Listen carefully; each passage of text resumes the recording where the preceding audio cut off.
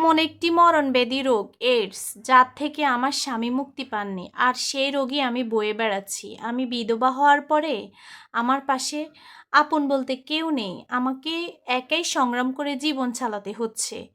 আমাকে নিয়ে নানা কলঙ্ক রটাই। কেন আমি এইডসে আক্রান্ত হলাম? আমি নাকি আমার স্বামীর মতো খারাপ? আসলে আমার স্বামী প্রবাসে থাকতেন এবং অনেক নারীর সঙ্গে তার খারাপ সম্পর্ক ছিল। আমার শারীরিক অবস্থা এখন আগের তুলনায় কিছুটা ভালো। আমি একজন ভালো ডাক্তারের চিকিৎসা নিচ্ছি।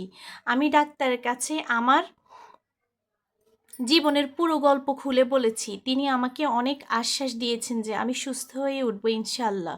বর্তমানে আমার চিকিৎসা চলছে। আমার আলহামদুলিল্লাহ ছোটোখাটো একটি চাকরি করি। আমি নিজেকে আগের চেয়ে ভালো মনে হয়। সেই ডাক্তারটি আমাকে খুব ভালোভাবে বোঝে, আর ধীরে ধীরে আমাদের মাঝে প্রেমের সম্পর্ক তৈরি হয়। এক সময় আমরা বিবাহ বন্ধনে আবদ্ধ হই। এখন আমরা আলহামদুলিল্লাহ অনেক ভালো আছি। আমার এইডসের ভাইরাল লোড অনেক কমে গেছে। সবাই আমাদের জন্য দোয়া করবেন। আর প্রবাসী ভাইদের উদ্দেশ্য বলছি, আপনারা দেশে স্ত্রী রেখে বিদেশে গিয়ে অন্য নারীদের সঙ্গে খারাপ সম্পর্কে জড়াবেন না। প্লিজ ভাইয়া, দয়া করে এই কথাটা শুনবেন। এতে শুধু নিজের নয়, আপনার পরিবারের জীবনও ধ্বংস হয়ে যেতে পারে। একটা সুন্দর ফুলের মতো জীবনও শেষ হয়ে যেতে পারে। আপনি বাংলাদেশে আসবেন, আসার পরে আপনি বিয়ে করবেন, বাচ্চা হবে, আপনার বাচ্চারও তো এই জিনিসটা হতে পারে, তাই না?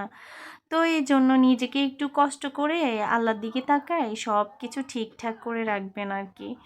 তো যাই হোক, আমার ডক্টরের সাথে বিয়ে হয়ে গেছে। আমি আলহামদুলিল্লাহ এখন অনেকটাই সুস্থ বোধ করতেছি। আমাদের একটা পুটপুট একটা কন্যা সন্তানও আসছে পৃথিবীতে। আলহামদুলিল্লাহ, আলহামদুলিল্লাহ, আলহামদুলিল্লাহ। সবাই আমার জন্য অনেক বেশি দোয়া করবেন। আমি অনেক ভালো আছি আগের থেকেও। আমার বাবুকে নিয়ে আমি সারাদিন ব্যস্ত থাকি। আর আমার শ্বশুরদের ফ্যামিলি অনেক ভালো, অনেক ভালোবাসেন আমাকে। এখন আমার সুখ দেখে আমার পাড়া প্রতিবেশী সবাই আমার সাথে আবার আগের মতো সম্পর্কে জড়াতে চায়। সবাই আমাকে ডাকে, আমাকে আপন করে নেয়, কারণ এখন আমার অর্থনৈতিক অবস্থাও অনেক ভালো। আমি সংসার করতেছি, আমার একটা বাচ্চাও আছে। বুঝেন না, মানুষ কত স্বার্থপর, চিন্তা করেন।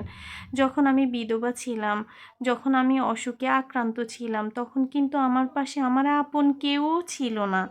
এমনকি আমার নিজের ভাই বোনও আমার পাশে ছিল না, আমার মা বাবাও ছিল না, আমার শ্বশুর শাশুড়িও ছিল না। যাদের ছেলের কারণে আমার এ অবস্থা হয়েছে, তারাও আমার কাছ থেকে মুখ ফিরিয়ে নিয়েছে। বিশ্বাস করেন, তখন আমি নিজেকে অনেক বেশি অসহায় মনে করতাম।